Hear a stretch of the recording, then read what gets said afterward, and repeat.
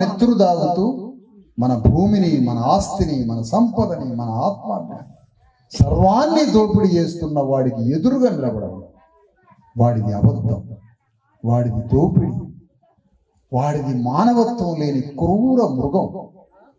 ఆ మృగాన్ని అశోకుడి ధర్మచక్ర విలువలతో వాణ్ణి ఓడించి నీ గ్రామంలో అశోకుడి జెండా ఎగరేయమని చెప్పాడు అంబేద్కర్.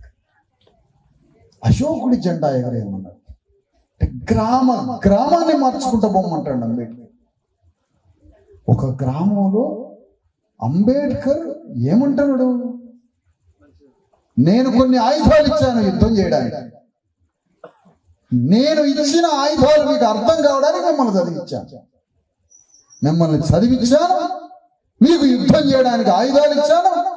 నీ పూర్వీకుడు ఎవరో, నీ తాత ఎవరో, నీ వారసుడు ఎవరో